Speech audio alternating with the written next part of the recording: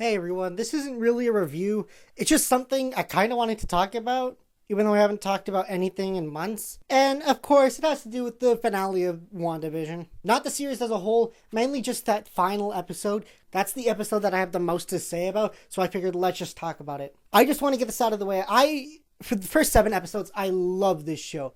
The first 3 episodes, I love the whole sitcom aesthetic with the black and white bars and how it paid homage to shows from the 50s, 60s, and 70s. I thought it was very unique and something that I hadn't seen in recent memory that was done like this. Episode 8, I was pumped out of my mind. I really liked it. I loved how it delved into Wanda's backstory. So naturally, I was very pumped for the finale. And needless to say, I was very disappointed by this finale. It's not because of any fan theories or anything like that. It has nothing to do with that. It's strictly about what is in this episode. Let's talk about the stuff that I do like from this finale, and then we'll go into some of the negatives, or all of the negatives. First thing I will say about the entirety of the show. Paul Bettany and Elizabeth Olsen are fantastic as Vision and Wanda. They have such fantastic chemistry. It is unbelievable. Literally unbelievable how great they are together. And I know it's because they had several movies prior to establish themselves together, but this is the most amount of screen time that they have ever gotten together.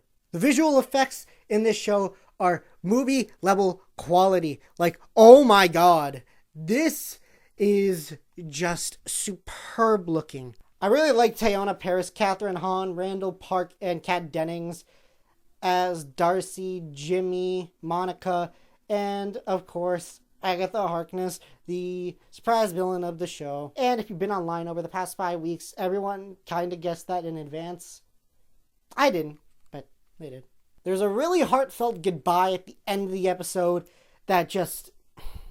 it tugs at your heartstrings, and it's very sad, and it's very emotional, and I really like how they ended it with Wanda and Vision. There are some good action sequences in this episode. I also like the confrontation between Wanda's Vision and White Vision, especially when the both of them just talked it out, and then Vision ended up restoring White Vision's memories of himself. Let's just get to the negatives right away. Here are the biggest flaws that I have with the finale of WandaVision. Number 1, the pacing. This episode is pretty jumbled all over the place. So one moment will be with Wanda and Agatha fighting, then we'll go to Vision fighting other Vision, and then we'll cut back to Monica, and then we'll cut back to the real world, and then it's just all over the place. Now, other episodes in this series have done that perfectly, just balancing out all the characters. And that brings me to another flaw I have with this. The characters. Some characters are barely in this. Monica, she's kind of in it. She's got a couple scenes. She's got one scene where she's with Evan Peters, Ralph Boner.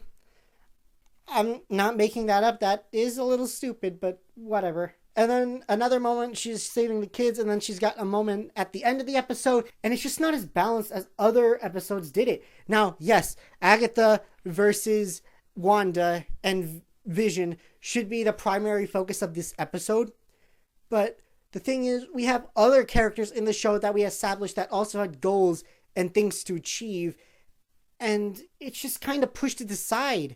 Like, Kat Dennings has been reduced in this episode to a means to end a plot point in the most quick and convenient way in a 2-second cameo. Hayward is about to run Monica and the kids over, and then she just crashes into him in the ice cream truck, and it's like, oh, okay, sure. And that brings up another flaw I have with this episode. Hayward, he's kind of a secondary antagonist. He does nothing, though. Like, almost nothing. He captures Jimmy Woo, and then he goes into Westview, and then he gets taken out just like that. That's not an antagonist. That's like the Winter Soldier if he sucked and only showed up like 2 minutes, only to get his comeuppance. Like, what is that? Come on. This episode should have been extended by maybe, 20 minutes, or cut something out or reduce it. Make it more balanced. Don't make it all over the place. Oh, and speaking of Hayward's demise, let's get into another flaw I have with this episode. Finality. This episode is titled The Series Finale. Seriously, look on Disney+.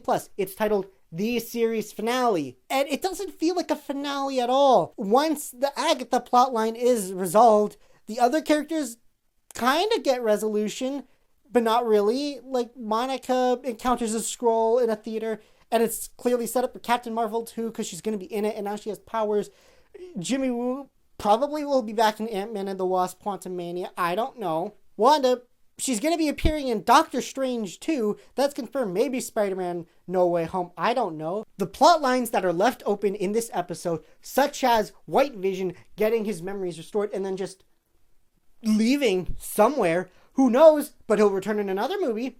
Why not resolve that plot line now? Not everything should be resolved, because I know the story is continuing. Don't leave comments saying that I don't know that. But maybe there could have been a scene where, in the post-credits scene, he goes to meet Wanda in the cabin and they just talk. It doesn't even have to be long. Just a quick something to leave you wanting more into the next movie, which there is, which they're filming right now. I really like some of the action in the previous episodes, but this one, it just feels so repetitive. It's always just Agatha and Wanda just firing magic at each other. The magic just gets drained, and then it just gets really repetitive and boring.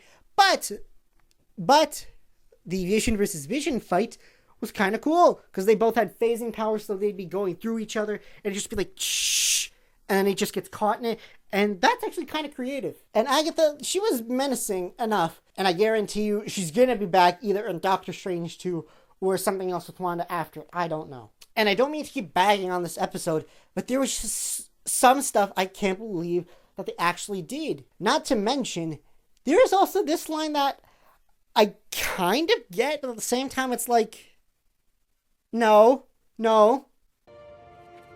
They'll never know what you sacrificed for them.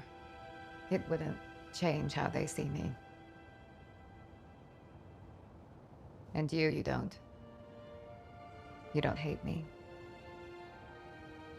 Given the chance and given your power, I'd bring my mom back. Hello?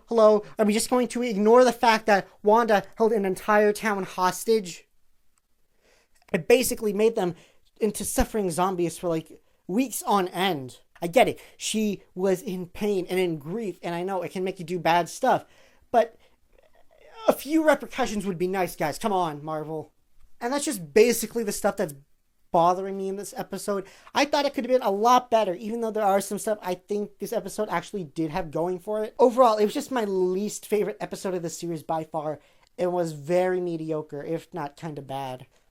But I do think it leaves the door open to where the next movie or show could be good. But that's the thing.